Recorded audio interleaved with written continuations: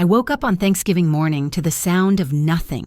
No soft patter of little feet, no hum of the coffee machine, not even the low chatter of the morning news. Just silence, cold and hollow. Now, when you have lived 73 years on this earth, you learn that silence can mean many things. Peace, rest, maybe even grace. But that morning, the silence felt wrong. It had edges. My name is Evelyn Moore. I spent 40 years working as an administrative assistant for the city of Tampa, filing, scheduling, documenting every detail that passed my desk. You learn in a job like that order keeps you sane, and routine keeps you human. So I woke up at 5:30 like I always do, pulled on my robe, and reached for my slippers. The floor was cold beneath my feet, the kind of cold that seeps through you. I shuffled toward the bedroom door expecting to hear the creak of the stairs, maybe Daniel's laugh, maybe one of the kids asking for pancakes. Nothing. The house felt unfamiliar in its quiet. I stepped into the hallway, light spilling in from the window, at the end the golden kind that usually warms a home. But the warmth didn't reach me. I called out softly, "Daniel." My voice echoed back, "Samantha." No answer. Something in my chest began to tighten. I made my way downstairs, one careful step at a time, gripping the railing the way I always did. The stairs creaked, but only for me. When I reached the kitchen, I stopped dead in the doorway. Everything was spotless, too spotless. The counters gleamed, the sink was empty, the coffee maker was dry and cold, no breakfast plates, no chaos of family life. Only a folded piece of paper pinned beneath the little ceramic salt shaker shaped like a turkey. I stared at it for a long moment before picking it up. The handwriting was neat. Samantha's. "Mom, we're driving to the Florida Keys. You wouldn't like the trip. Be back in a week. Love, Sam." I read it twice, 3 times, the words sinking like stones. They'd left. Just like that. I set the note down slowly. My hands didn't tremble. I'd expected tears, anger, maybe a dizzy rush of disbelief, but what I felt instead was clarity, like the world had gone suddenly quiet so I could finally hear myself think. I walked to the sink, filled the kettle, and set it on the stove. When the water began to hum, I glanced around. The kitchen, with its marble counters and matching appliances, looked like something out of an IKEA showroom, beautiful but soulless. I poured water over the coffee grounds and watched the dark liquid rise, steam curling in the air. A bitter, earthy smell filled the room. Familiar, steady. The only real thing left in the house. Then from instinct, I turned toward the window over the sink. The driveway lay empty. Daniel's black SUV gone. Samantha's white Lexus gone. I stepped closer, pressing my palm to the cold glass. The reflection staring back was pale, small, older than I remembered. I whispered to it, "They didn't just leave, they erased me." A quiet laugh escaped my lips. Not bitter, just tired, because I should have seen it coming. If you've ever been the kind of person who gives everything time, money, energy, you know what it's like when people start expecting it. Gratitude fades. Dependence becomes entitlement. That was my life dressed up as family duty. Daniel had always been my pride. The kid who got good grades, never caused trouble, worked his way up from intern to systems engineer. And Samantha, charming, polished, ambitious. The kind of woman who never forgot her manicure, but often forgot her manners. Together, they looked perfect. The dream family. When my husband passed, Daniel insisted I move in with them. "You shouldn't be alone, Mom," he'd said. "We have the space. The kids will love having you around." What he didn't say was that Samantha had been looking at bigger houses, and my savings made that possible. I'd written the check. I'd furnished the rooms. I'd paid off half the mortgage, all in the name of love. And somehow, somewhere along the way, I became invisible. Not all at once, never all at once. It started small. My name disappearing from family plans. My opinions brushed aside. My seat at the table farther and farther away. Now, staring at that note, I understood invisibility was complete. I carried my coffee to the table and sat down in the chair by the window, the one where I could see the bird feeder in the backyard. The winter sun filtered through the blinds, streaking across the wood floor like quiet judgment. A cardinal landed outside, bright red against the pale sky. It pecked twice, then flew off. Gone. I took a slow sip, feeling the warmth slide down. It steadied me. I reached for the note again, read the line one more time. You wouldn't like the trip. How easily she decided what I would or wouldn't like, as if my preferences were a burden. That sentence said everything. I wasn't excluded for convenience. I was excluded by design. I thought of my bedroom upstairs, the one I'd furnished myself. The linens, I'd bought the curtains. I'd hemmed the tiny lamp that had once belonged to my mother. Every corner of this house had my fingerprints, yet somehow I was the guest.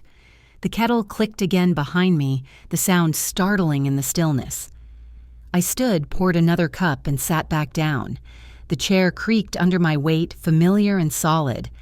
It's strange the moment you realize you've been living someone else's life. I looked around at the refrigerator I'd bought when Samantha wanted stainless steel. At the expensive sofa Daniel had picked for family movie nights that never included me. At the set of copper pots still gleaming on their hooks, unused since I stopped cooking dinner. Every object told a story, and every story ended with me paying for something that made me disappear. I picked up the note one last time, folded it neatly, and slid it under my coffee cup to catch any spills. Then I said it out loud, softly to the empty kitchen. I think it's time to start documenting. You see, old habits die hard. A lifetime of administrative work leaves you with one powerful instinct: you keep records, because paper doesn't lie. As I sat there, the first threads of a plan began to weave themselves in my mind, calm, measured, inevitable. I wasn't angry. I wasn't broken. I was simply awake. Before I go any further, I'd like to ask you something. Tell me where you're watching from and what time it is for you right now. Are you listening to this while cooking your own Thanksgiving meal or winding down after a long day? If you've ever felt invisible in your own family, I want you to stay with me. Because this isn't just a story about being left behind. It's about what happens when the person you underestimate the most finally decides to stop being useful and starts being free. I lifted my cup again. The coffee had cooled, but it still tasted strong. Outside, the morning sun climbed higher, bright and sharp, cutting through the fog. Somewhere in Florida, my son and his wife were probably laughing, posting photos, raising glasses to family. And here I was, in the quiet they left behind, realizing that silence wasn't the end. It was the beginning. 3 years earlier, life still had rhythm. Not perfect, not easy, but steady like a clock that ticks, no matter how tired it feels. My husband Richard had just retired when the heart attack came. Sudden, clean. He was gone before the paramedics even reached our door. Grief, when it first hits, does not feel like sadness. It feels like paperwork, death certificates, bank statements, endless phone calls with people who speak softly but mean business. I handled it the way I handled everything, by organizing. Daniel was kind at first. He called every night. "Mom, are you eating?" "You shouldn't be alone so much." His voice carried the kind of worry that warms you and traps you at the same time. One night over the phone, he said, "Mom, why don't you move in with us? The house has plenty of space. The kids would love it. You can help out with them. It'll make you feel needed." That last line did it. It'll make you feel needed. I sold my 2-bedroom condo downtown, the one Richard and I bought in our 30s with the blue shutters he painted himself.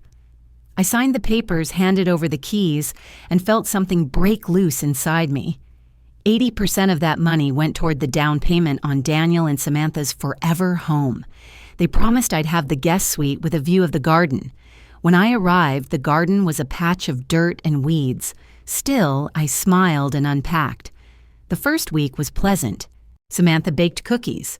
Daniel grilled steaks. The kids Lily and Max showed me their rooms. I thought, maybe this is healing. Then the lists began. A sticky note on the fridge. "Mom, could you pick up the kids from school? Sam has showings." Another on the counter. "Mom, laundry's piling up again. You know where the detergent is." Soon I became the household system, the ghost administrator. Comedy has a cruel sense of timing. Every morning, Samantha would walk into the kitchen with her perfect hair and say, "Morning, Evelyn, the dishwasher's acting up again. Can you check it?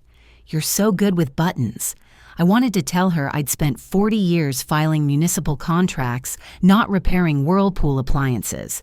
But I smiled, nodded, and took it as my new assignment. The kids called me Grandma on Demand. Lily even made a chart once color-coded of who does what in the house. Under my name, she wrote, "Cooking, Cleaning, Snack Management Hugs." She giggled when she showed it to me. I laughed too. Then I saw Samantha smirking behind her phone, snapping a picture. They laughed. I laughed. Everyone laughed. But something in me wilted. One Saturday, Daniel and Samantha invited friends over. It was their housewarming party, though I didn't realize it until the guests arrived with wine and gifts. My name wasn't on the invitation. I floated through that night like part of the decor, polite smiling refill in hand. When someone asked if I was the caterer, Samantha chimed in, "Oh, that's just Mom. She insists on helping." Laughter again, a wave of it, and I drowned quietly beneath it. Still, I told myself, it's fine. They're just busy. I'd raised Daniel to focus on work to provide. Samantha was ambitious. She sold luxury homes. Maybe she was just under pressure. Then came the moment that stripped all excuses away. It was late afternoon, one of those golden Florida days when the air feels heavy and the light falls like honey. I'd just come back from the grocery store, 2 heavy bags cutting into my hands. I paused in the hallway because I heard Samantha's voice from the study. She was on the phone. I wasn't eavesdropping at first. Her tone caught me and held me still. Her money keeps the lights on, not her. I froze. She laughed softly. "I mean, she's sweet, but come on, Daniel's salary covers maybe half the bills. Without her, we'd still be in that apartment." The words struck like a slap. My fingers went numb. The grocery bags slipped and spilled apples rolling across the floor, one thudding against the baseboard. Silence followed. I waited for her to open the door to apologize, to backtrack. She didn't. I heard her typing again, humming. I stood there in that hallway for a long time, surrounded by the smell of oranges and spilled detergent. My chest ached, but I didn't cry. Instead, I cleaned up the mess, washed my hands, and put the groceries away. That night, I set the table for dinner, 6 plates folded, napkins, wine glasses polished. They came home late, laughing, oblivious. "Thanks, Mom," Daniel said absently, patting my shoulder before kissing Samantha's cheek. She didn't meet my eyes. I smiled anyway. Because what else was there to do? Later, after they went to bed, I sat alone at the kitchen table. The only light came from the fridge door, glowing faintly each time it hummed. The note on it read, "Thanksgiving dinner, 6 p.m. Underneath, there were 6 names. Samantha's parents, her brother and wife, Daniel, the kids, not mine. I stared at it until my vision blurred. The clock on the stove blinked 11:58. I felt the air grow thicker, like even the walls knew the truth. The comedy of it all, how you can live in a house you bought and still not exist inside it. A part of me wanted to rip that note off, tear it into shreds, scream. But I didn't. Years of office politics had trained me well. You don't explode, you document. I opened my drawer, took out a small notebook, just a plain one I'd bought from the dollar store. I wrote down the date, the time, the quote. "Her money keeps the lights on, not her." Then I underlined it twice. That was the moment I started keeping records. In that act of quiet precision, something inside me shifted. I wasn't just surviving anymore. I was collecting evidence of my own erasure. Upstairs, I heard laughter again. Samantha's voice, Daniel's deeper tone following hers, the sound of their door closing. I turned off the kitchen light, leaving only the faint glow of the fridge. Then I whispered to the darkness, calm and steady. One day they'll read these notes too. I didn't know yet what that meant, only that the woman they thought was fading was in fact beginning to sharpen. The first step toward being seen again is to notice yourself, and that night, surrounded by shadows and silence, I finally did. The next morning began with the sound of the kettle. the same way every crisis in my life had begun with caffeine and calm calculation. The sky outside was gray, the kind of gray that makes you wonder if the world is holding its breath. I poured water into my favorite mug, the chipped one Richard once bought me at a garage sale, and sat at the table. The house was still. Too still. I took a sip, bitter and grounding, and opened my laptop. The Wi-Fi connected instantly, as if the universe itself wanted this plan to move forward. For years, I'd kept receipts. It wasn't paranoia, it was habit. Working in administration makes you love order, and order needs proof. So I began searching through folders and online records, bank transfers, digital invoices, emails from stores. One by one, I listed everything I had bought since moving in with Daniel and Samantha. Flat screen TV, $119.99. Leather sectional sofa, $2 for $80. Double door refrigerator, $19.50. NOS washer and dryer, $150. Copper cookware set, $280. Knife set from Costco, $119. Dining table, $1,375. Each number felt like a pulse returning to life. I typed faster fingers, steady breath even. Some people meditate to find peace. I make spreadsheets. When I finished, the list ran 3 pages long. I stared at it with a strange satisfaction. Proof of existence written in black and white. Then out of nowhere, I laughed a small, absurd laugh that startled me. "Alexa," I said, glancing at the black speaker on the counter, "add betrayal to my shopping list." The machine lit up and replied, cheerful as ever, "Betrayal added to your shopping list." "Good girl," I said, taking another sip of coffee. Humor can save you from despair, or at least make despair sound like a punchline. I opened another tab and started estimating resale values. The numbers looked promising. The refrigerator alone was worth more than what Samantha's parents had gifted them for Christmas. I imagined her face when she returned from Florida to find her pristine kitchen stripped bare. No, not imagined. Planned. The decision came like a quiet switch, flipping inside me. I wasn't going to confront them or beg for acknowledgement. I was going to reclaim what was already mine. I picked up my phone and searched for moving companies nearby. The first few were closed for the holiday week, then one caught my eye, Blue Jay Movers. Reliable. Discreet. Local family-owned. I tapped call. A man's voice answered, deep and slightly amused. "Blue Jay Movers, this is Tom." "Good morning," I said calmly. "Do you handle small household moves?" "We do, ma'am. When are you looking to schedule tomorrow?" He hesitated. "Tomorrow, as in Thanksgiving." "Yes," I said, smiling faintly at my reflection in the microwave door. "Perfect timing, don't you think?" He chuckled. "Most folks are carving turkeys tomorrow. I'll be carving something else," I replied. "A new beginning." Another pause. Then he said, "Well, I admire that spirit. We can send a truck at 8 a.m., but it'll cost holiday rates." "That's fine. I've been paying emotional overtime for years." Tom laughed. "You're something, ma'am. I've been told that," I said. "Please note everything being moved is mine. I have receipts for every single item." "Understood. Blue Jay Movers prides itself on integrity. May I have your address?" I gave it. He confirmed the booking. "See you tomorrow, Mrs. Moore. Happy Thanksgiving." "Indeed," I said. "I'll finally have something to be thankful for." When I hung up, the quiet of the kitchen returned, but this time it didn't feel empty. It buzzed alive with purpose. I closed the laptop and pulled out a yellow legal pad. The paper smelled faintly of lemon and old ink. Across the top, I wrote in neat block letters, "Move list, confidential." Then I began to draft the sequence. 1. Disconnect TV and sound system. 2. Remove refrigerator contents and wipe shelves. 3. Pack cookware and utensils. 4. Disassemble sofa and dining table. 5. Load washer, dryer, and microwave last. 6. Leave the house key on the counter with ribbon. Each line was a small act of justice. As I wrote, I could almost hear Richard's voice teasing me.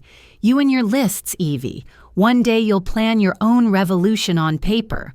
"Well, love," I murmured. That day came. Outside, the sky darkened with the threat of rain. I welcomed it. Storms wash away what's weak. I stood and began opening drawers. The more I looked, the more I found napkin rings I'd bought at a yard sale, the vase from my retirement party, the microwave I'd picked because Daniel liked popcorn. My things scattered through their life like whispers of generosity. I gathered the receipts into a single binder. I even labeled it Assets, Old Habits again. Each page slipped neatly into place. Comedy crept in through the absurdity of it all. Here I was, a 73-year-old woman in her bathrobe, staging a one-person heist in her own kitchen. At one point, I caught my reflection in the oven door, hair, wild eyes, bright mouth curved in a smirk. I looked like someone on the edge of mischief. "Careful, Evelyn," I told myself. "You're starting to enjoy this." The thought made me laugh again, a real laugh this time, the kind that rolls through your chest and surprises you. When the laughter faded, I felt lighter, freer. I reached for another sticky note and scribbled coffee, courage, and receipts. I stuck it beside the fridge handle, a small, private motto. Then I checked the clock, 11:03 a.m., less than 24 hours until the move. Thrill coursed through me like caffeine. My hands tingled. My heartbeat felt steady but strong. I wasn't afraid. I was awake. I double-checked the list, then walked through each room. The silence followed me, but now it felt like an ally. The house creaked under my steps as if it too approved. In the living room, I paused by the big TV. The screen reflected my face, split by the faint glare of sunlight. I placed my hand on it. "You're coming with me," I whispered. In the laundry room, the washer hummed softly mid-cycle. I pressed pause, opened the lid, and smiled at the smell of detergent. Even the soap here was mine. By evening, everything was planned. I sat again at the kitchen table, pen tapping against my mug. The clock ticked slow and sure, counting down to freedom. Before heading to bed, I tore a final sheet from the pad, wrote the words in bold marker, and taped it to the wall above the desk. Move list. Confidential. The paper fluttered slightly under the air vent, as if nodding. For the first time in years, I felt the rhythm of my own heartbeat, louder than the house's hum. Tomorrow, I would stop existing for others. Tomorrow, I would take back the life I'd paid for. And as the rain began to fall outside, steady and cleansing, I turned off the lights, whispering to the darkness. Let the records show Evelyn Moore was here. Thanksgiving morning arrived without ceremony. No smell of turkey, no laughter from the living room, no clatter of pans. Only the low hum of a diesel engine pulling into the driveway. I checked my watch. 8 o'clock sharp. Blue Jay movers on time. Through the front window, I saw a bright blue truck park by the curb, the logo painted with a little bird carrying a box in its beak. 3 men stepped out. One older, tall, and broad-shouldered with salt and pepper hair, Tom the man I'd spoken with. The other 2 looked barely 30, full of that young kind of energy that mistakes itself for strength. I opened the door before they could knock. Mrs. Moore, Tom greeted smiling. "Yes," I said. "You're early. I like that." He chuckled. "You weren't kidding, ma'am. You really are doing this on Thanksgiving." "Good day for it," I replied. "Everyone else is busy pretending to be thankful. I figured I'd actually do something worth thanking myself for." He raised his brows, amused. "Fair enough. Where should we start?" I lifted the thick binder from the kitchen counter and handed it to him. "This contains every item that belongs to me, verified with receipt serial numbers and dates of purchase." He flipped through it, impressed. "You're not messing around." "I worked in administration for 40 years, I said. "Organization is my revenge." The younger movers exchanged glances.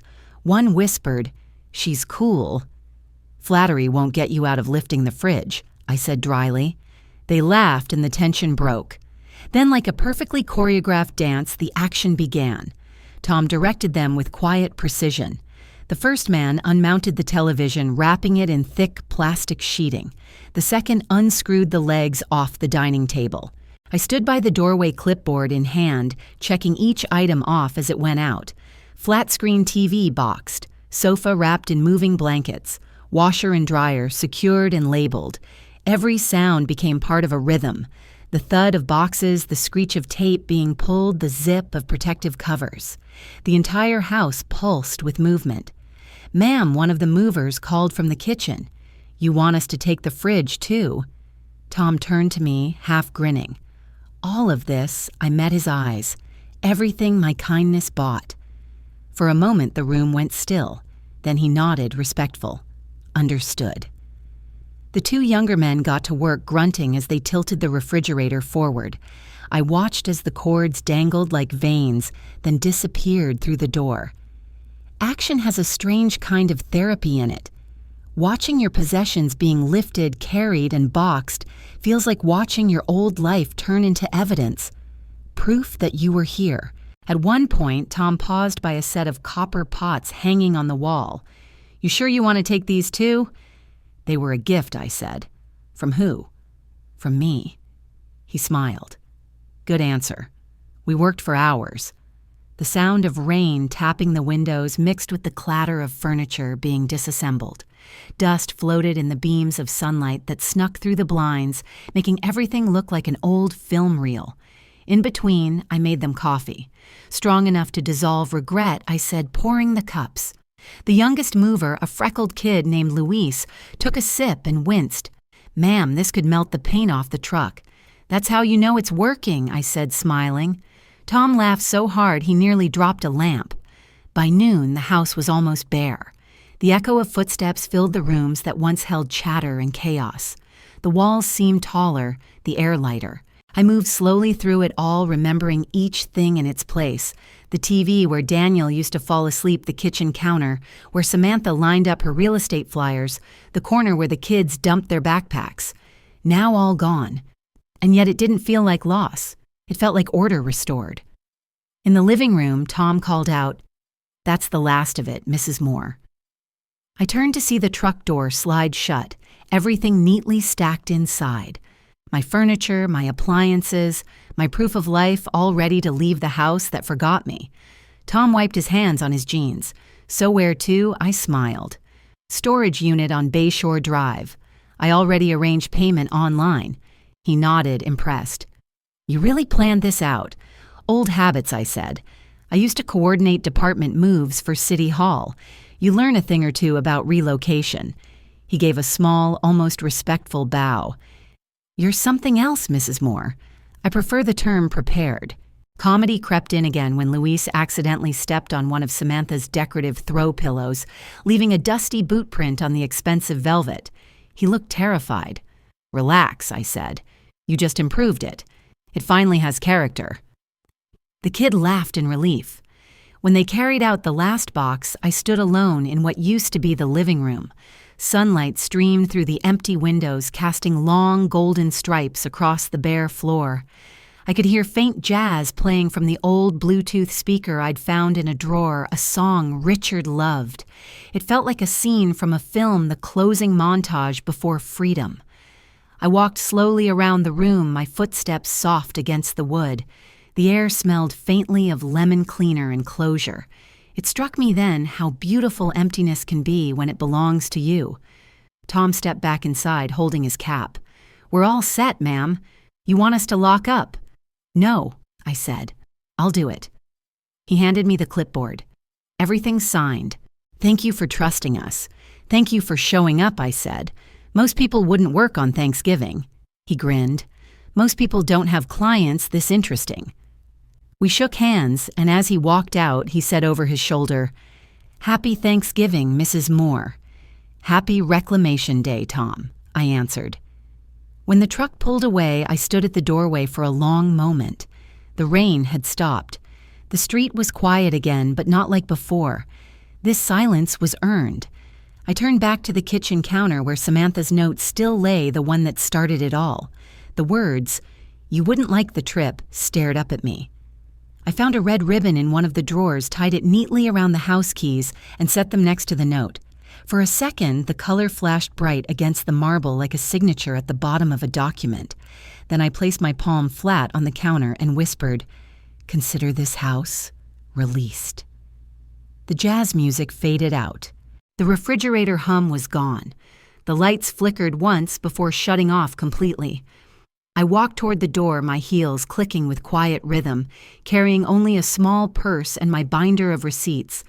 Outside, the sun broke through the clouds, spilling warm light over the driveway. The truck turned the corner, carrying everything I had bought, everything that mattered, everything that proved I existed. I looked back one last time. Through the window, the red ribbon fluttered softly in the draft, bright against the emptiness. And for the first time in years, I felt it complete control. Justice, it turns out, doesn't always roar. Sometimes it hums like a moving truck leaving the driveway.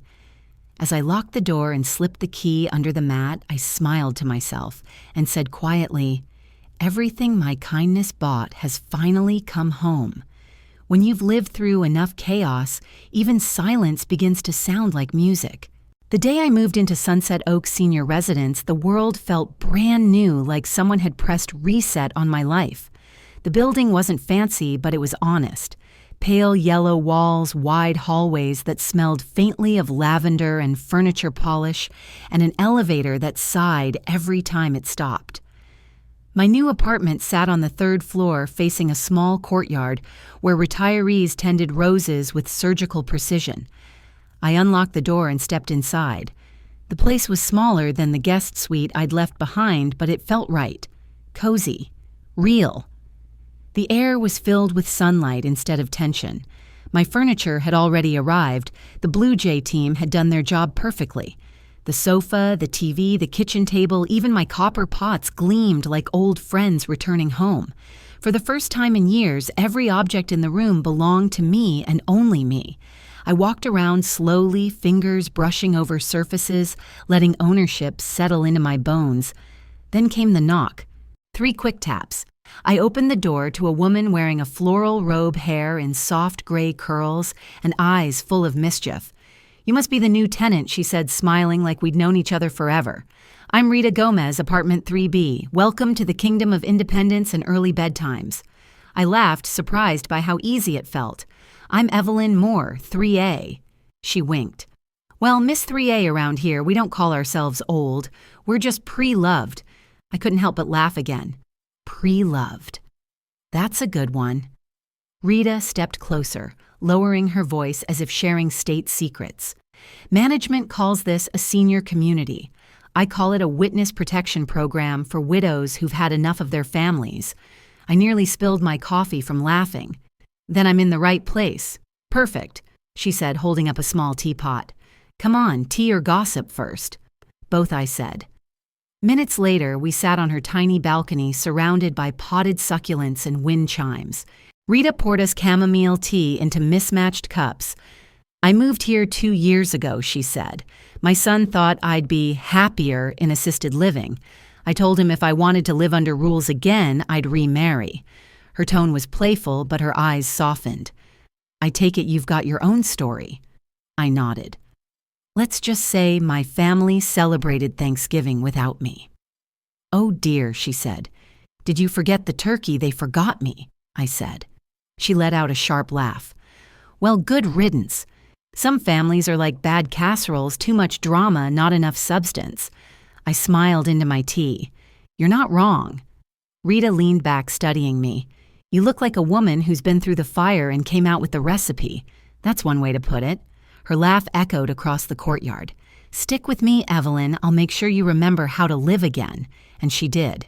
Over the next few days, she introduced me to everyone: Harold, who played harmonica every morning by the fountain; Denise, who swore her cat could sense earthquakes; and Arthur, the retired bus driver who baked cinnamon rolls on Sundays. It was strange how easily belonging returned when no one demanded anything from you. I started sleeping better. My shoulders loosened. The heaviness that used to live behind my ribs began to lift. One afternoon, Rita knocked again, holding a grocery bag. "Survival kit," she said.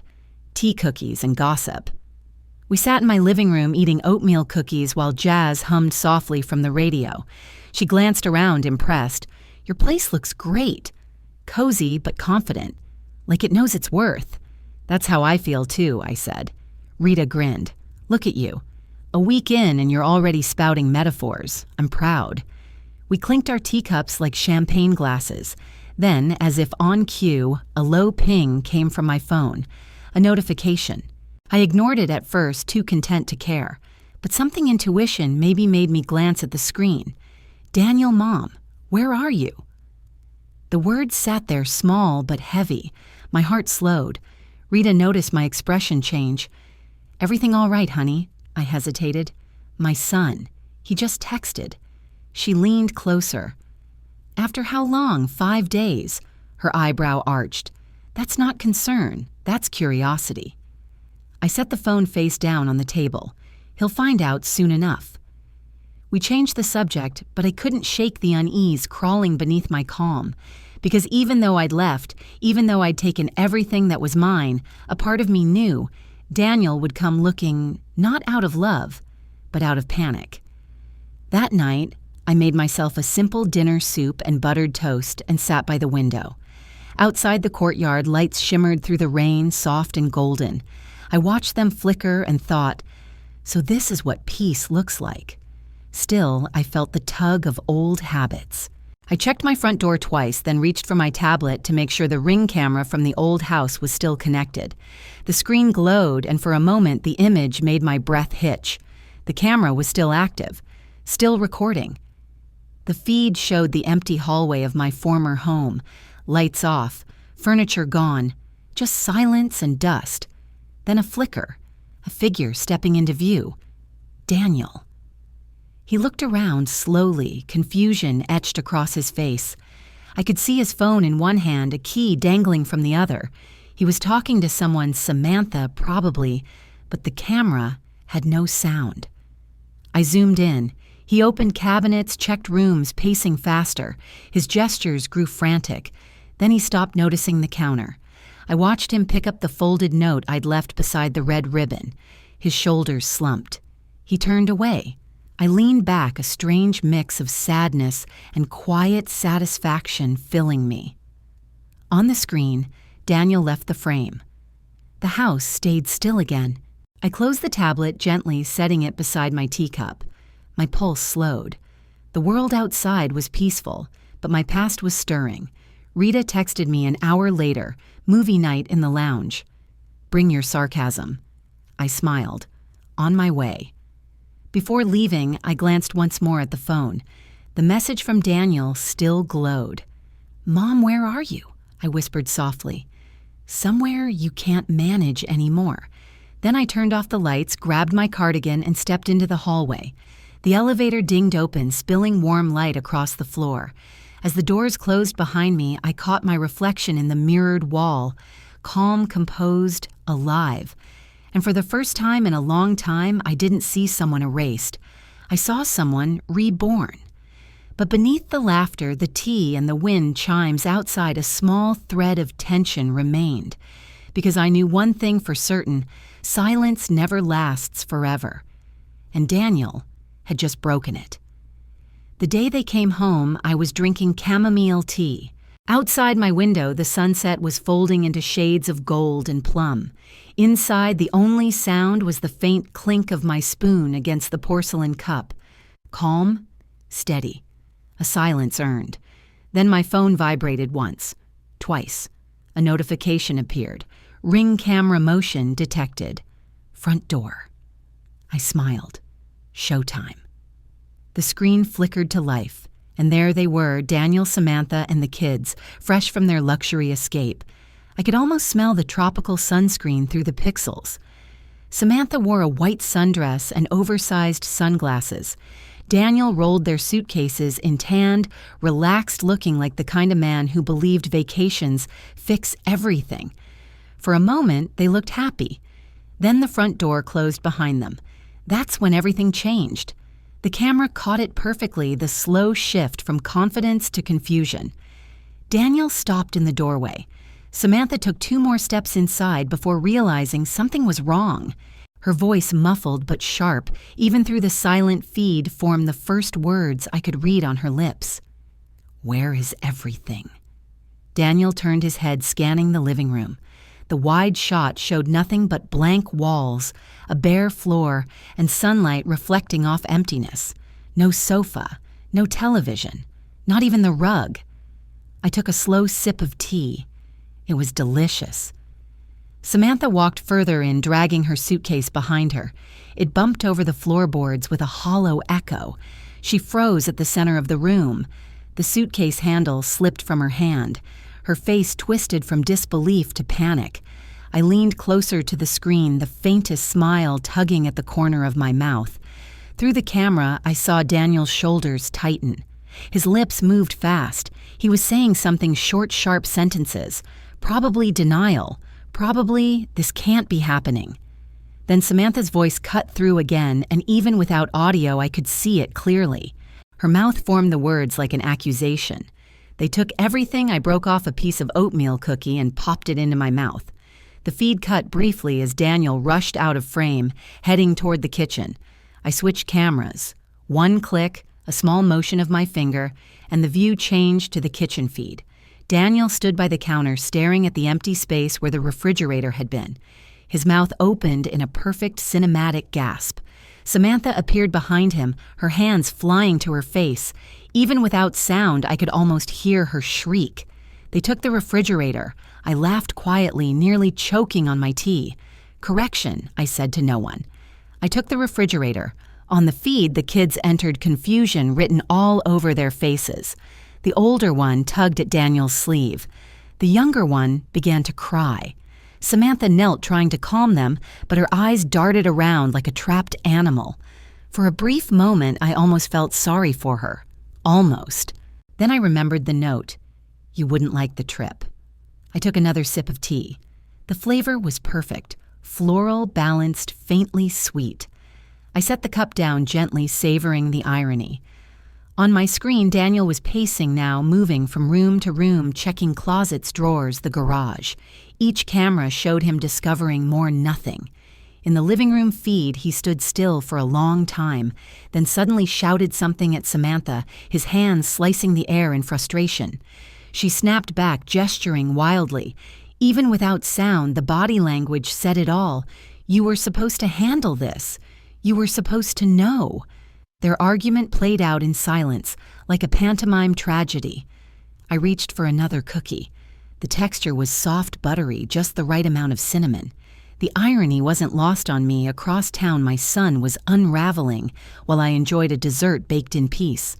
One screen chaos, the other calm. The contrast was beautiful.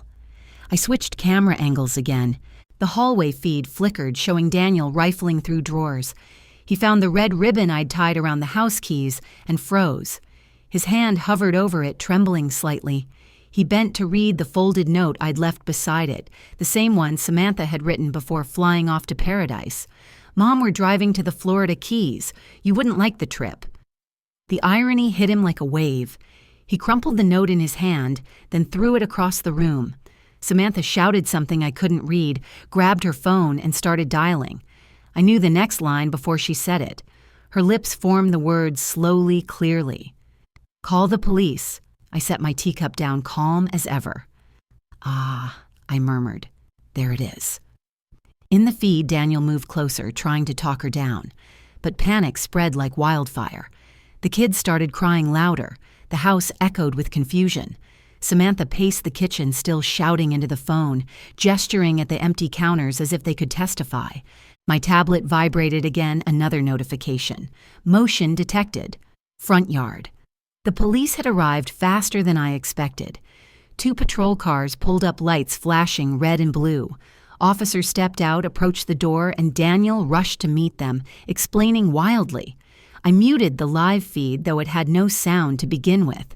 I didn't need to hear him. I already knew what he was saying. We've been robbed. Everything's gone. The irony was almost poetic. I leaned back in my chair, the soft hum of jazz playing from the radio beside me. My apartment was quiet, warm, filled with all the furniture he thought he'd lost. The copper pots glimmered under the light. The sofa looked more comfortable here somehow. It's funny how rightness feels like the air finally fitting your lungs. On screen, one officer was taking notes. Another walked through the living room, clearly puzzled. They pointed at the walls, at the clean floors, maybe wondering how anyone could move this much furniture without a trace. I'd thought of that, of course. The movers had been efficient, and my receipts were dated numbered and airtight. Samantha waved her hands wildly toward the kitchen, yelling again, face flushed red. I didn't have to hear it to know her line would become iconic. They took the refrigerator. I whispered to the screen, "Yes, dear," and the electric bill, too. I finished my cookie, brushed the crumbs off my lap, and switched cameras one last time. Daniel stood in the driveway, phone pressed to his ear, pacing like a trapped animal. The kids sat on the porch steps, bewildered. The police car lights flickered against their faces, blue, then red, then blue again. Behind him, the house loomed empty, a hollow shell echoing with all the things they'd taken for granted. For a second, I thought about turning off the feed. Then I decided against it. Some truths deserve to be watched. The screen split briefly as I checked the time. 6:45 p.m., sunset bled across the sky outside my window, painting everything gold. Two worlds, one in panic, one in peace, divided by a screen, and a single unbroken truth, everything there had been mine all along. I lifted my teacup for a quiet toast and whispered, "Happy Thanksgiving, Daniel."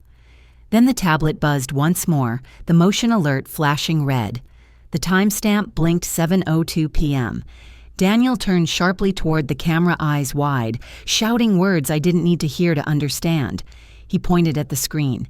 His lips formed the final line before the feed froze. "Call the police." The irony was perfect.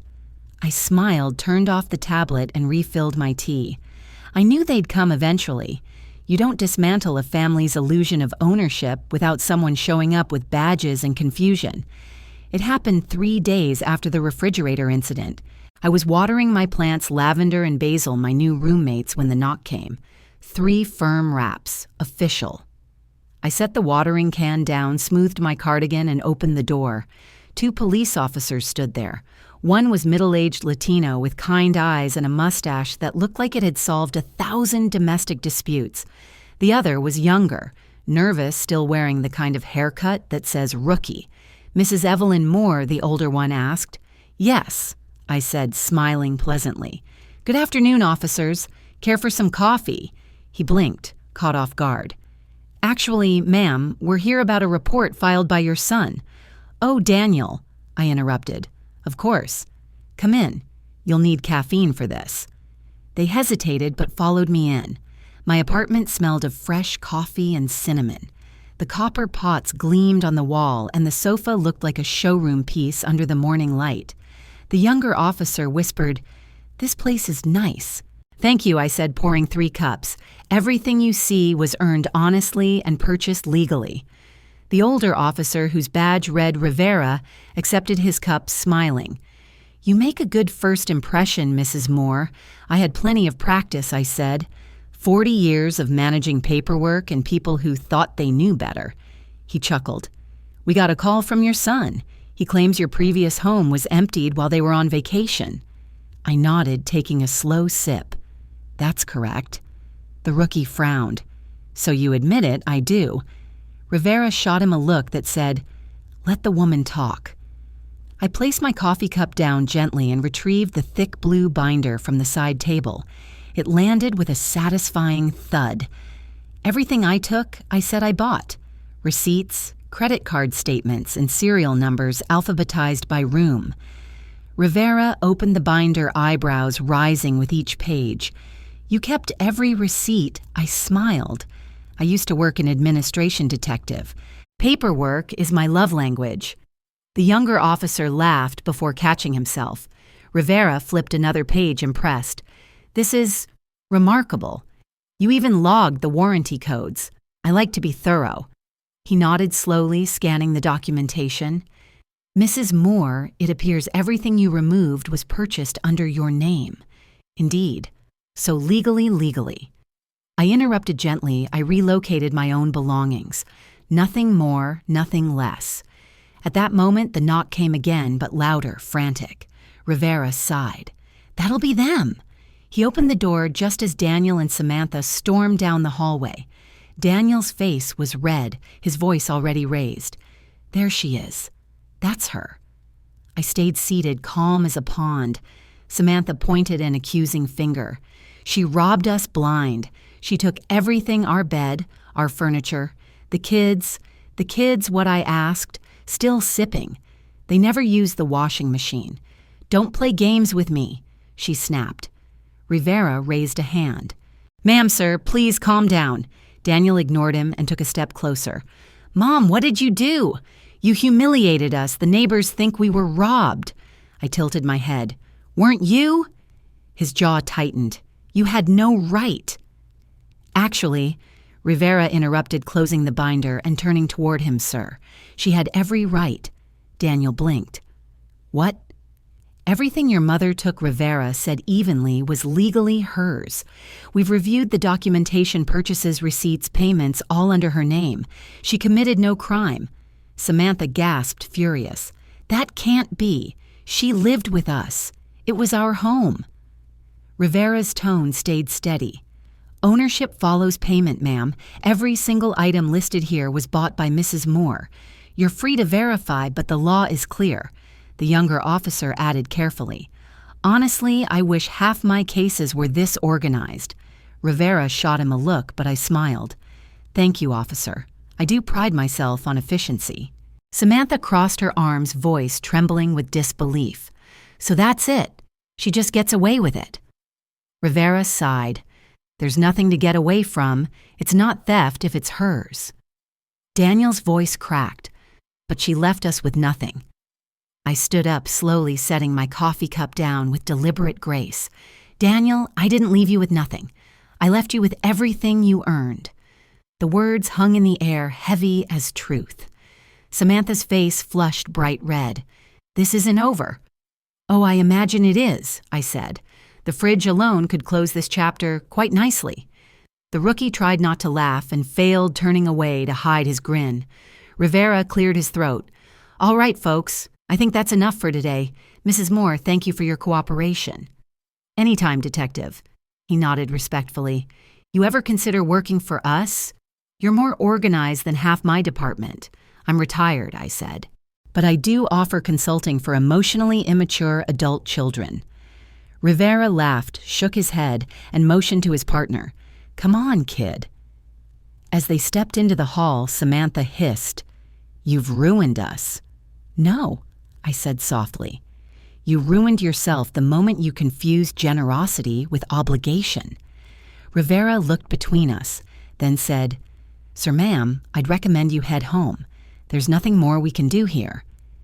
Daniel started to speak, but Rivera's expression stopped him cold. Sir, your mother hasn't broken the law. If I were you, I'd let this go. Samantha tugged Daniel's arm. Let's just leave. They turned, muttering, their voices fading as they walked down the hall. Rivera followed behind them, tipping his hat toward me. Nice coffee, ma'am. Thank you, Officer Rivera, I said. It's my second love language. When the door finally closed, silence returned, clean, solid, final. I stood there for a moment, breathing it in. My reflection in the glass cabinet looked calmer than ever. Then I picked up my cup, still warm, and took one last sip. From the hallway, I could hear faint echoes, Samantha's angry voice, Daniel's defensive tone, Rivera's patient replies. It ended with the sound of the elevator doors sliding shut. Peace. Again. I walked to the window, the afternoon sunlight spilling across the floor, and whispered to myself, Enjoy Florida Keys. Then as I turned off the lamp and locked the door behind me, I added quietly, and your empty house. 3 weeks after the police visit, I received a letter that would have made me laugh if it hadn't been printed on such expensive paper. The envelope was thick embossed and dramatically stamped legal notice. Inside, in the most pompous typeface imaginable, it read Plaintiffs Daniel and Samantha Moore. Defendants Evelyn Moore. Cause emotional distress and damages $15,000. I read it twice, then a third time just to savor the absurdity. A knock came from next door. It was Rita wearing her floral robe and holding 2 mugs of coffee. Morning sugar mailman told me you got a fancy envelope. Jury duty or lottery win? Neither, I said, handing her the letter. Apparently my children are suing me for emotional damages. Rita squinted, then burst into laughter. They're suing you for being organized. I smiled. Apparently, competence is traumatic. She slapped the countertop, cackling. Oh, honey, I'm making popcorn for this one. And just like that, the lawsuit of the century, as Rita dubbed it, became the talk of Sunset Oaks. Every neighbor offered advice: hire my cousin, he's a paralegal, or bring cookies for the judge, it softens them up. But I didn't panic. I'd worked in administration for decades. Courtrooms are just offices with fancier chairs. When the day arrived, I dressed with precision gray blazer, pearl earrings, hair neatly pinned. I looked less like a defendant and more like a woman about to run the place. The courthouse smelled of old wood coffee and impatience. Rita insisted on coming for moral support, waving at everyone like she owned stock in justice. Front row baby, she whispered, adjusting her oversized sunglasses. If they film this, I want good lighting. Inside, the judge's bench towered above the room, solemn and polished. I took my seat at the defense table. Across from me, Daniel and Samantha looked as though they'd stepped out of a lifestyle magazine, expensive suit, designer dress, matching frowns. Their attorney, a slick man named Fisher, leaned forward smirking like he'd already won. When the judge entered, a silver-haired woman named Judge Marilyn Cooper. The bailiff called the room to order. Case number 2214, Moore versus Moore, the clerk announced. The irony wasn't lost on anyone. Even Judge Cooper raised an eyebrow. Family disputes always bring out the best and worst in people, she said dryly. Let's hope today it's the former. Fisher stood first. Your Honor. My clients have suffered severe emotional harm due to Mrs. Moore's impulsive and vindictive actions. They returned from vacation to find their home stripped of furniture, appliances, and personal belongings, leaving their children traumatized. He gestured dramatically toward Samantha, who dabbed an imaginary tear. Samantha rose, voice trembling with rehearsed fragility. Your Honor, I couldn't sleep for days. Every time I open a fridge now, I think of loss. Someone in the back coughed to hide a laugh. I suspected Rita. Judge Cooper's tone stayed measured. Mrs. Moore, do you have legal counsel? I'm representing myself, Your Honor. She nodded. Proceed. I stood smoothing the papers in front of me. Your Honor.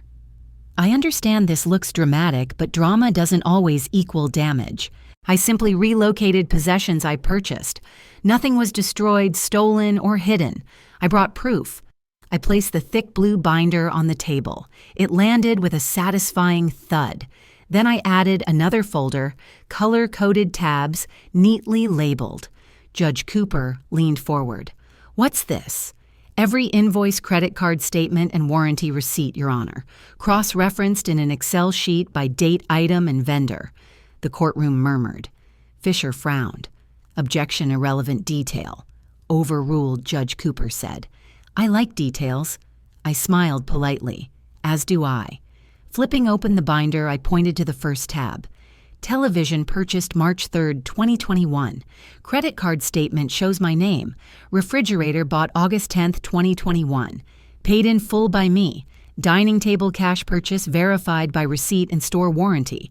Every item listed follows the same pattern. Judge Cooper's eyes scanned the documents. Then she chuckled softly. Mrs. Moore, you're the first defendant I've ever seen hand me a cross-referenced Excel sheet. Old habits die hard, I said. Rita stifled a snort from the gallery. I continued calm but firm. My son and daughter-in-law's claim of emotional distress stems not from loss, but from entitlement. I gave generously for years, and when I withdrew that generosity, they mistook it for cruelty. Fisher tried to interject. Objection, psychological speculation. Judge Cooper waved him off. Sustained in theory, but the woman has a point. A ripple of laughter ran through the courtroom. Samantha glared at me, whispering furiously to Daniel. He avoided my eyes. I pressed on. I don't deny moving the items, but the law is clear. Ownership follows proof of payment. I have that proof. 3 copies if you'd like one to keep. Even the court reporter smirked. Fisher straightened his tie. Your Honor, regardless of receipts, her actions were emotionally malicious. Who moves out on Thanksgiving? Judge Cooper raised an eyebrow. Someone with a moving company that works holidays, apparently. Rita clapped once before the bailiff silenced her. Fisher tried one last swing. Your Honor, this family has been humiliated in their community. Judge Cooper sighed. Mr. Fisher being embarrassed is not a legal injury. He deflated like a punctured tire. I closed my folder gently. Your Honor, my only goal was peace. I left a note, I took my property, and I moved on. If that's punishable, then perhaps gratitude itself should be regulated. Judge Cooper smiled faintly, noted Mrs. Moore. She adjusted her glasses, flipping through the binder one last time. This is without question the most organized defense I've seen in 30 years. She picked up her gavel. The evidence is clear. Ownership verified, damages unsubstantiated, and frankly, her gaze slid toward Daniel and Samantha. The plaintiffs could use a lesson in humility. A pause. The courtroom went silent. Then with a firm crack of the gavel, she declared case dismissed. The words echoed through the room like music. Rita whooped quietly from the back row.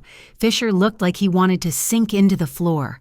Samantha's face went pale, then red, then pale again. Daniel just stared down at the table, jaw tight. As the judge stood to leave, she glanced back at me. Mrs. Moore, if you ever get bored in retirement, call me. We could use an organizer like you in court records. I smiled. Thank you, Your Honor. I charge by the hour. Rita blew me a kiss as I walked out. The sun hit my face just right, warm and freeing. Outside, the courthouse steps gleamed under the afternoon light. I paused halfway down, inhaling deeply. The world felt lighter. Behind me, the doors swung open. Daniel and Samantha stepped out, their lawyer trailing behind. Rita winked at me from the curb, whispering, "Told you popcorn was worth it."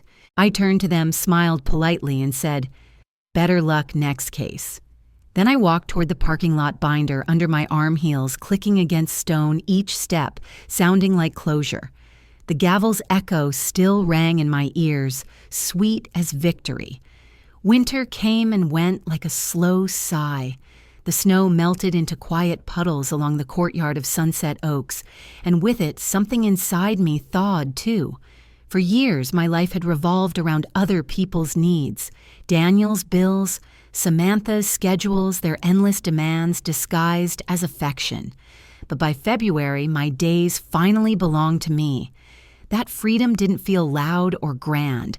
It was subtle, steady, like sunlight sneaking through the blinds after a long storm. I started volunteering at the Maplewood Community Center, a squat brick building 2 blocks from my apartment. They needed someone to teach administrative skills to older adults, how to use email, manage finances, organize documents, and avoid the kind of family confusion that had once swallowed me whole. I called it my quiet revolution. The first class had 6 students, retired teachers, widowers, a former truck driver who didn't trust online banking but wanted to learn. They sat around a round table, notebooks, open pens ready. I began with what I knew best.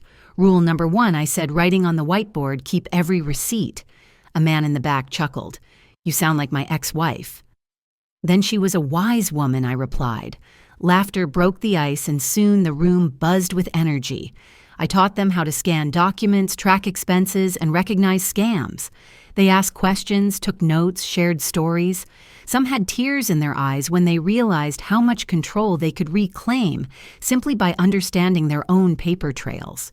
By the 3rd week, the center director printed flyers that read, "Learn from Evelyn Moore, the woman who moved her life legally." I nearly spilled my coffee when I saw it. "Good heavens," I told her, "you make me sound like a Netflix special." She grinned. "You are a special Evelyn. Everyone wants to know how you did it with dignity." That word stuck with me. Dignity. It felt heavier, stronger than revenge. Every Tuesday and Thursday, I stood in that modest classroom, marker in hand, watching faces light up as they mastered new skills. One woman, Gloria, cried after setting up her first email account. Now my granddaughter can't pretend she forgot to call, she said proudly. It was healing in a way no apology ever could be. One afternoon, as I was erasing the whiteboard, a familiar voice echoed from the doorway. Need a hand with that? I turned startled and smiled. Tom. He stood there in his Blue Jay Movers jacket holding a ceramic vase filled with tulips. You remembered where I live, I said. I remember good customers, he replied, especially ones who pay on time and serve strong coffee. I laughed, taking the vase. They're beautiful. Thought you deserved some color, he said. You've become a bit of a legend around town. People still talk about the woman who moved her life legally. I suppose that's better than elderly fugitive? I teased. He grinned. Much better. Rita, of course, chose that exact moment to appear in the hallway holding a tray of cookies, like she'd been waiting for her cue. Well, well, she said, eyeing the flowers. If it isn't my favorite mover, come to lift Evelyn's spirits or her furniture again. Tom laughed, hands raised. Just a friendly visit. Sure, she said, smirking. You just want her cookies. He turned red, which made her laugh harder. I handed him a cookie to save him from further embarrassment. Chocolate chip. Best peace offering in existence. He took a bite. You're not wrong. For a while, we just stood there, three people who had all survived something lost chaos life. And somehow here we were laughing in a senior residence hallway. It struck me that healing doesn't always look like meditation or forgiveness. Sometimes it looks like shared cookies and inside jokes. After Tom left, I placed the vase by the window. The tulips leaned toward the light, vibrant and alive. Rita nudged me gently. You know, honey, he likes you. I rolled my eyes. He likes my record keeping. Same thing at our age, she said, grinning. Trust me. We laughed again until our sides hurt. That night, I sat by the window sipping tea and watching the lights in the courtyard flicker on one by one. It had been months since the chaos, months since the police visit the lawsuit, the shouting. Peace had finally settled like a soft blanket over my days. I thought about writing Daniel, maybe to explain, maybe to reconnect. But every time I considered it, I remembered the silence that followed every moment I'd needed him.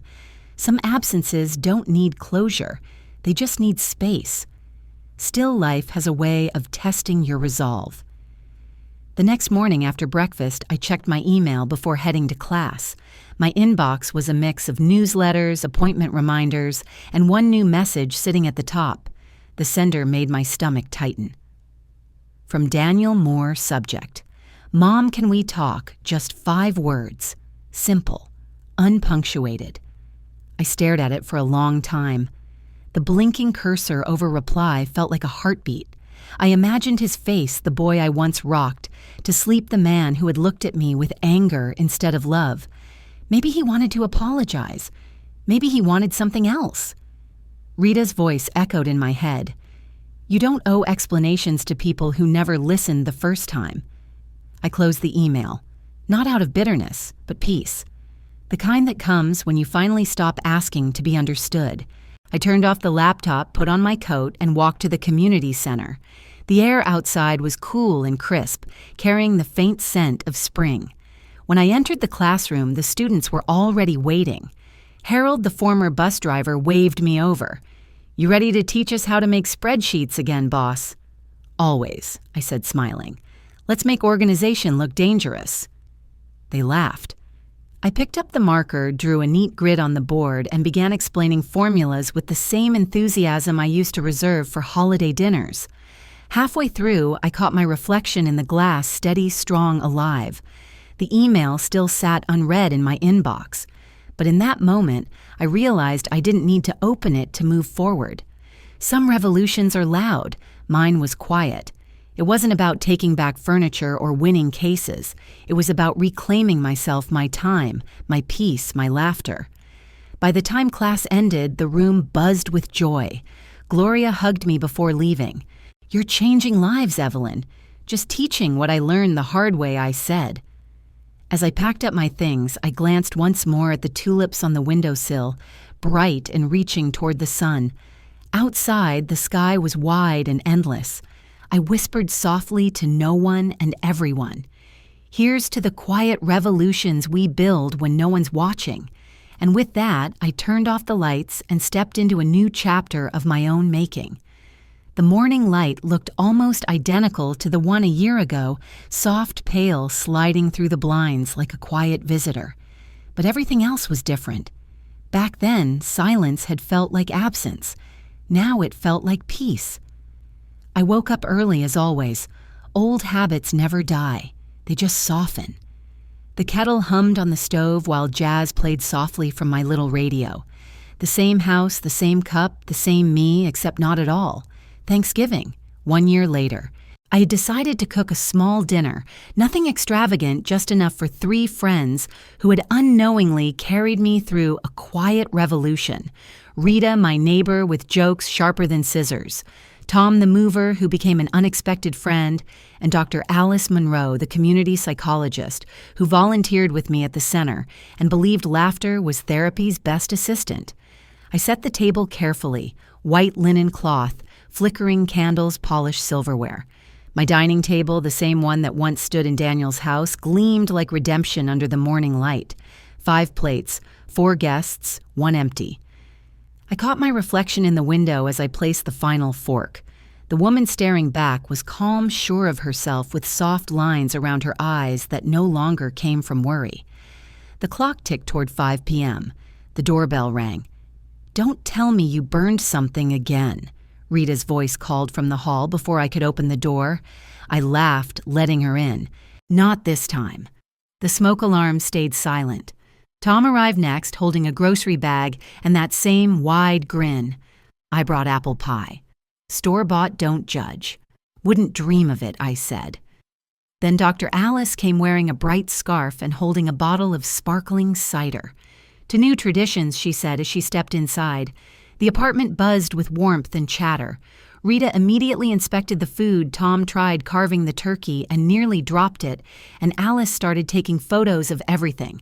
"This looks like a magazine spread," she said. "It's called Coping Through Curation," I replied. Rita cackled. "Honey, if healing looks this good, I'll sign up for trauma twice." We laughed until our stomachs hurt. When the food was served, everyone took their seats. Tom looked down at the table, brow furrowed. Evelyn," he said, "you set 5 plates." Alice nodded gently. Expecting someone else, Rita leaned closer, whispering, "If you tell me that 5th one's for Daniel, I swear I'll steal your pie." I smiled, folding my napkin.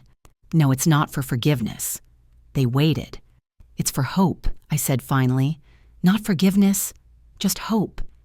The room fell silent, not awkward, but full like a deep breath held between friends who understood.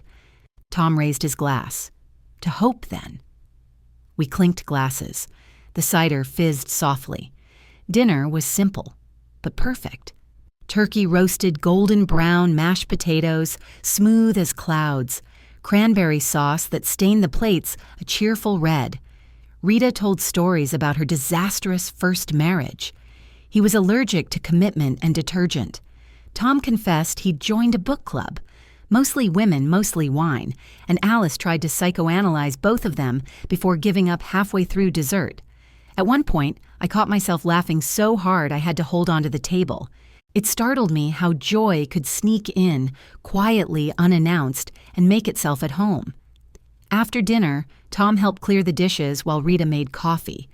Alice wandered to my bookshelf and found my old binder, the one filled with receipts, now closed for good. "This the famous evidence file?" she asked. I nodded. "Retired from duty. It's just a reminder now." She smiled. Of what that proof and peace can exist in the same sentence. Rita handed me a cup of coffee.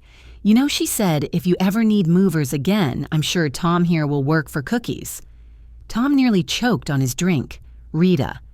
"What you brought her flowers last time," she teased. He laughed, shaking his head. "If you ever need movers again, Evelyn, I'm your guy. No charge. Lifetime warranty." I grinned. "You'll regret that. I alphabetize my spice rack." "I already do," he said. We laughed again, the kind of laughter that seals moments into memory. As the evening wound down, the candles melted low, and the room glowed with the amber hush of gratitude. Rita dozed off on the couch. Alice packed leftovers into containers labeled by category because she couldn't help herself, and Tom lingered by the window watching the city lights flicker below. "You ever think about calling him?" he asked softly. "Daniel?" He nodded. I thought about it. The unopened email still sat in my inbox, frozen in digital limbo. "No," I said finally. "I think silence said everything." He nodded, not pushing further. "Still, you raised him. That's something." "It is," I said, "and losing him taught me the rest." A gentle quiet fell between us. Outside, the wind whispered through the trees, scattering the last of the autumn leaves. Tom smiled. "You're stronger than you think you know." I smiled back. "I know." When everyone left, I washed the dishes slowly, one by one. The kitchen smelled of cinnamon and coffee. The fifth plate remained untouched, catching the candlelight like a small moon on the table. I didn't move it. I liked it there. A reminder that some spaces shouldn't be filled, they should simply exist. Later that night, I sat at my desk with my journal open, the same leather-bound one I'd started the day I left Daniel's house. I picked up my pen and wrote the final line of the year they left me behind, thinking I'd crumble. Instead, I bloomed. I closed the book, pressed my palm against the cover, and exhaled. Outside, faint fireworks popped in the distance, early celebrations for the long weekend. I turned off the lights and stood by the window, watching the reflections of the city shimmer like a heartbeat.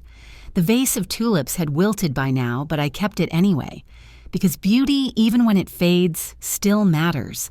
As I made my way to bed, the camera of my life panned across the apartment, the shelves lined with photos of friends, the stack of lesson plans for my class, the small binder tucked neatly into a drawer. Every object told a story. Every detail whispered, "You made it." Before I turned off the lamp, I looked once more at the empty plate on the table. For hope, I murmured. Then the lights dimmed. The piano music in my mind played softly, and I said the closing line aloud. Not for them, but for anyone who'd ever felt abandoned and found strength in starting over. You've just listened to the story of Evelyn Moore, the woman who turned silence into strength and loss into a quiet kind of freedom. If her journey moved, you take a moment to tell me where you're watching from. Because stories like this one about dignity, courage, and second chances remind us that it's never too late to start over. Scroll down to the pinned comment. I'd love to know what you would have done in Evelyn's place. Your voice matters here. And if you believe in justice, that doesn't need to shout, hit subscribe, tap the heart, and share this story with someone who might need a little hope tonight.